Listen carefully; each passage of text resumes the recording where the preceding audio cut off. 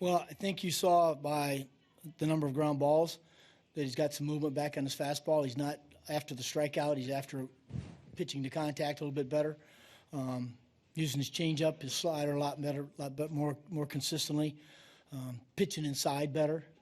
All the things that you talk about that, when you started out the season and he was mowing guys down with the strikeouts, he got away from who he is, and now he's back. For you, is that about having better stuff, like you said, the movement on that sinker, or is it a conscious change in what he's trying to do out there? Well, Jake's a tremendous competitive kid, and he got real frustrated with those two bad starts, to where he and Dan, really got on the video, really studied, when he's pitched well, what he's done, tried to reenact it obviously as best they could on the side, and and he works at it. He's one of those guys, he works at it, and as I've said before, when you work at something, the only time it works is if you apply it, and he walks out and applied it.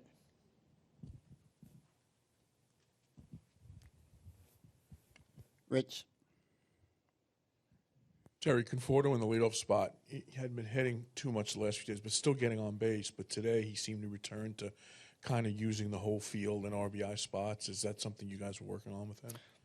Richie, he's good. He's going to be a good hitter. He's you're going to have ups and downs in this game, and he was, he raised, as happens, he raised the bar so high with what he did for 2 months that, the expectations for him to stay up there, this is the big leagues. Those other teams, they make adjustments. So, what he's got to do is he's got to return it and kind of back off and say, okay, I'm going to make some changes too. And he's back, and, I think when we get Sess and him in the line at the same time, you get Jay swinging good, it's a formidable top of the order for sure. Mike. Terry is as far back as you are in both races, but as early relatively as it is. I mean, do you have to force yourself and maybe by extension force the players to almost ignore the standings at this point, because it doesn't really help you much to... Mike, I think that's the only way you can approach it. I think that's exactly what you do. Look, don't pick up the newspapers. Just go win the baseball game. Well, good point. But the whole thing is you can't pay attention to it. The only thing you can control is how you play. And you go win games, you'll get back in the race. And that's what we've got to do. We've got to put another good streak together. And I do believe, as much as we talk about it, there's so many gut punches you can take before you're down on your knees for a few seconds. And, we came home and we were playing good. And, one night we lose one of our best pitchers and, one of our best players. And the next night we lose another key guy.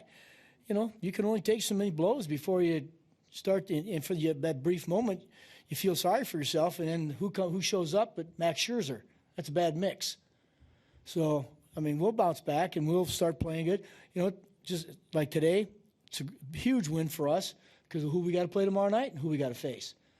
But this is the excitement about playing in this league. You go from the Nationals and Scherzer and Strasburg and Gio to Clayton Kershaw tomorrow night. So you better not feel sorry for yourself or you're not going to have much of a chance. So we've just got to continue to go out and play the game right.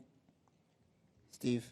Terry, how unique is it for a guy like T.J. Rivera, who relatively doesn't have much experience in this league, to come in and out of the lineup, get sent down to AAA for a day, and seemingly every time he gets that opportunity, he's right there ready to go again? Well, you don't get to this level coming where he came from without believing in yourself and what you can do.